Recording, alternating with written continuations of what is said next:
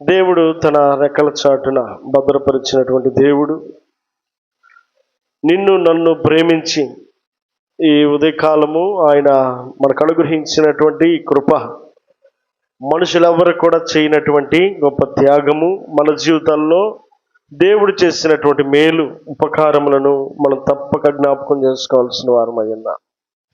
ఆయన చేసిన ఉపకారములలో దేనిని మరువకుము అని అన్నాడు.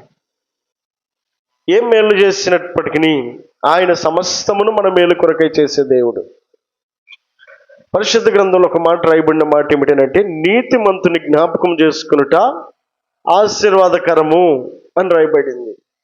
ఈ లోకంలో నీతిమంతుడు ఎవరు కూడా లేరు. ఆయన పరిశుద్ధుడై ఉన్నాడు, పవిత్రుడును నిష్కల్మషుడును పాపులలో చేరక ప్రత్యేకముగా ఉన్నవాడు అని హెబ్రీలకు రాసిన పత్రికలో రాయబడింది. ఆయన పాపరహితుడై పరిశుద్ధుడై ఉన్నటువంటి దేవుడు గనుక దేవుని వాక్యం సెలవిస్తున్న మాట ఏమిటంటే, నీతిమంతుని జ్ఞాపకం చేసుకునుట ఆశీర్వాదకరం. ప్రపంచవ్యాప్తంగా ఈ గుడ్ ఫ్రైడే, అదేంటి, యేసుక్రీస్తు ప్రభులు వారు చనిపోయిన రోజు కదా, ఎందుకని గుడ్ ఫ్రైడే అని పెట్టాల్సి వచ్చింది? అదేం పేరు? ఆయన చనిపోయి ఒక పక్క కన్నీరు కారుస్తూ దుఃఖ దినాలుగా అనేకులు ఉపవాసాల నుండి ప్రార్థనలు చేస్తున్నటువంటి ఈ దినాలలో గుడ్ ఫ్రైడే అని చెప్పనని దాన్ని ఎంత చక్కగా ఆ పేరు అమర్చారు అనంటే, ఆయన మరణము మన జీవితాలకు ఆశీర్వాదాన్ని తీసుకొచ్చింది. ఆయన బాధ మన జీవితాల్లో సంతోషాన్ని తీసుకొచ్చింది. ఆయన కార్చిన రక్తము మన పాపాలను పరిశుద్ధముగా మార్చేటట్లుగా చేసింది.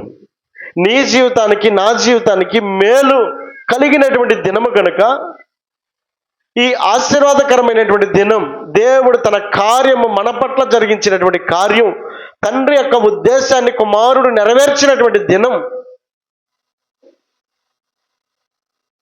ఆరంభము కంటే ముగింపు చాలా శ్రేష్టమైనదిగా ఉండాలట.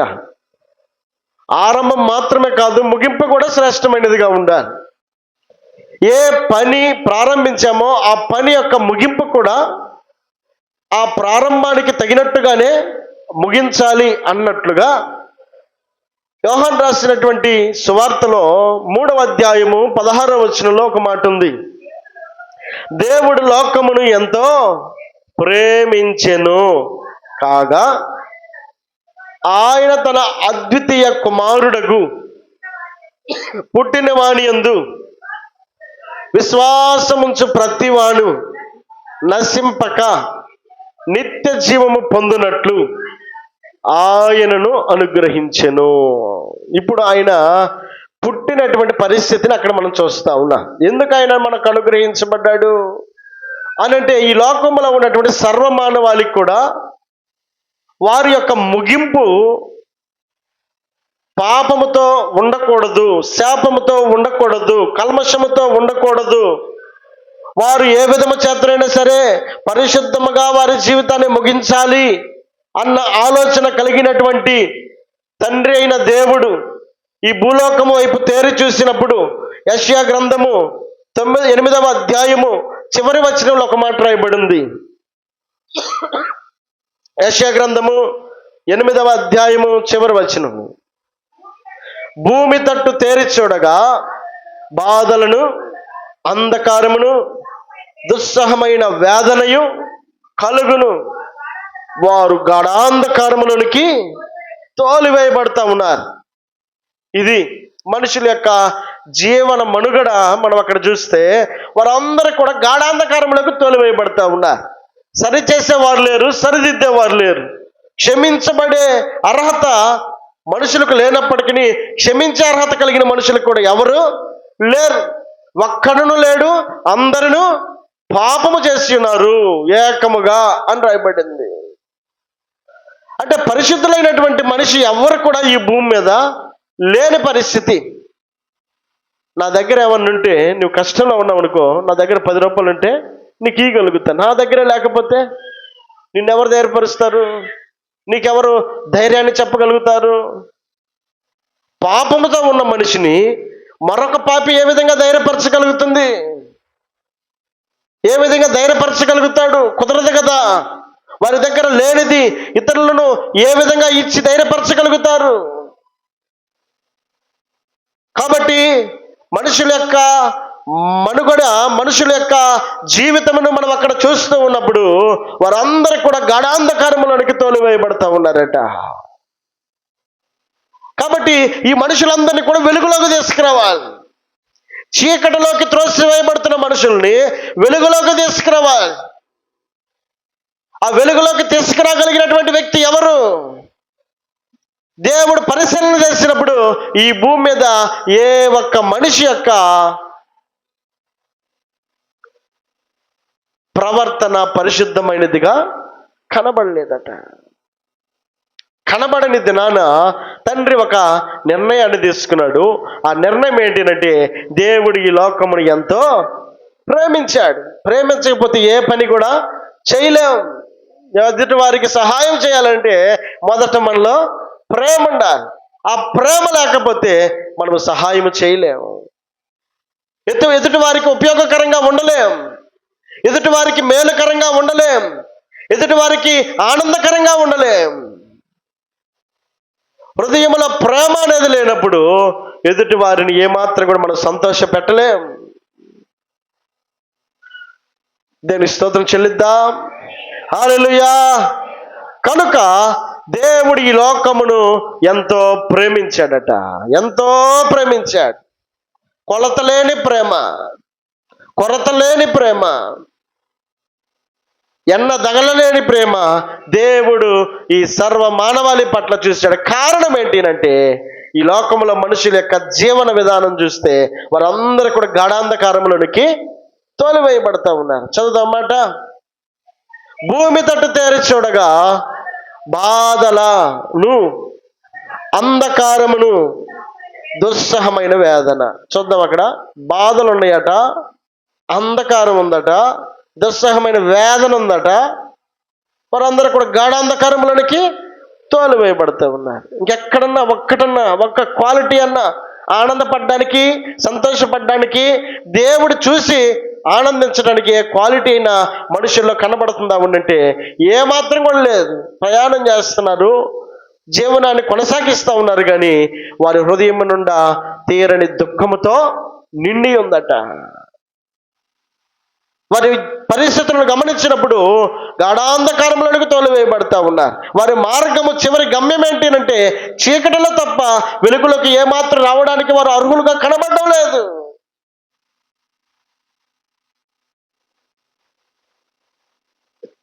అలాంటి పరిస్థితులలో కీర్తనల భాగంలో ఒక మాట ఉంది, చదువుదాం. కీర్తనలు 49:9.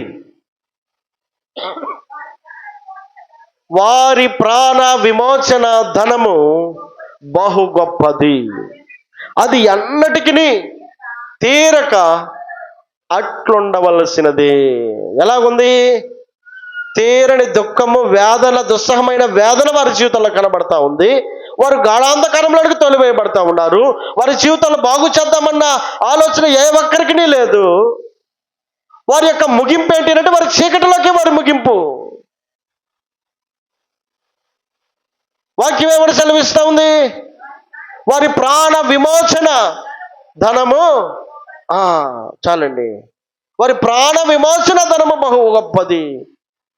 అంటే అంత అర్హత, అంత స్థాయి వారు విమోచించగలిగిన వారు ఎవరు కూడా లేరు.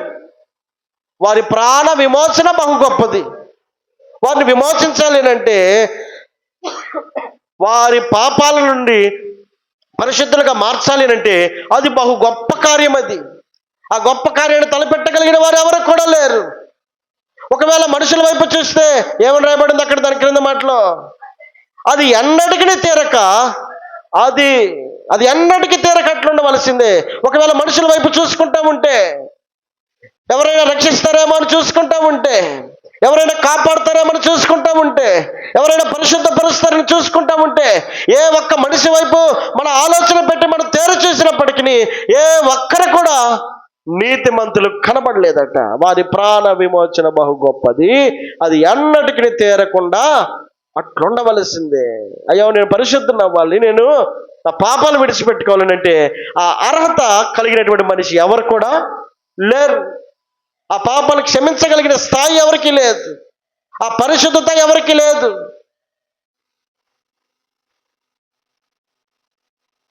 దేవుని వాక్యం సెలవిస్తూ ఉంది హెబ్రీయులకు రాసినటువంటి పత్రికలో. హెబ్రీయులకు రాసినటువంటి పత్రిక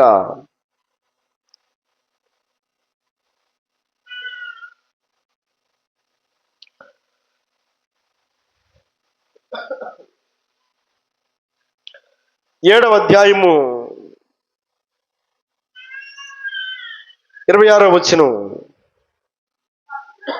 పవిత్రుడును నిర్దోషియు నిష్కల్మషుడును పాపులలో చేరక ప్రత్యేకముగా ఉన్నవాడును ఆకాశ మండలము కంటే మిక్కిలి హెచ్చైన వాడునైనా ఇట్టి ప్రధాన యాజకుడు మనకు సరిపోయిన వాడు. దేవుని స్తోత్రం చెల్లిద్దాం. హల్లెలూయా. మనకు సరిపోయిన వాడు, మన పాపాలను క్షమించుటకు సరిపోయిన వాడు, మనల్ని పవిత్రులుగా చేయుటకు సరిపోయిన వాడు, మనకు సహాయం చేయుటకు సరిపోయిన వాడు, మన ఊపిలో నుండి మనం లేవనెత్తడానికి సరిపోయినటువంటి వాడు, మనలను పరిశుద్ధులుగా మార్చుటకు సరిపోయిన వాడు. ఈయనలో ఉన్నటువంటి గుడ్ క్వాలిటీ ఏంటంటే ఆయన పరిశుద్ధుడు, పవిత్రుడు, నిష్కల్మషుడట. ఆయనలో ఏ పాపము కూడా లేదు. పాపులలో చేరక ప్రత్యేకముగా ఉన్నవాడట. నా దగ్గర ఏమన్నా ఉంటే లేని వ్యక్తికి నేను సహాయం చేయగలుగుతాను. నా దగ్గరే లేకపోతే ఇంకెదుటి వాడికి నేనేం సహాయం చేయగలుగుతాను? ఈయన దగ్గర ఉన్నటువంటి క్వాలిటీ ఏంటంటే పరిశుద్ధుడు, పవిత్రుడు, నిష్కల్మషుడు, పాపములో చేరక ప్రత్యేకముగా ఉన్నవాడు. ఈ పాపములో ఉన్న మనిషిని ఎవరు కాపాడగలడు అని అంటే ఆ పరిశుద్ధుడైన దేవుడు, ఆ పవిత్రుడైన దేవుడు, ఆ నిష్కల్మషుడైనటువంటి దేవుడు, పాపులలో చేరక ప్రత్యేకముగా ఉన్న ఆ గొప్ప దేవుడు మనల్ని ప్రక్షాళన చేయడానికి సరిపోయినవాడు, మన పాపాలు క్షమించడానికి సరిపోయినవాడు, మన పవిత్రపరచుటకు సరిపోయినవాడు. కనుక ఇట్టి ప్రధాన యాజకుడు మనకు సరిపోయిన వాడు అయి ఉన్నప్పుడు తండ్రి, కొంచెం ముందు జరుపుకోండి, తండ్రి తన ఉద్దేశాలను ఎరిగిన వాడై ఆయన తన ఆలోచనలో వచ్చేసినటువంటి ఆలోచన ఏమిటంటే దేవుడు ఈ లోకమును ఎంతో ప్రేమించాడు.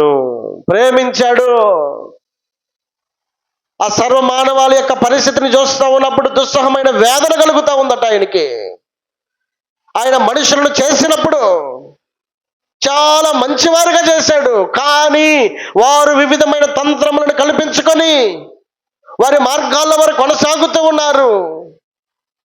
ఆ వివిధమైన తంత్రాల చేత వారు అపవిత్రులుగా మార్చబడ్డారు.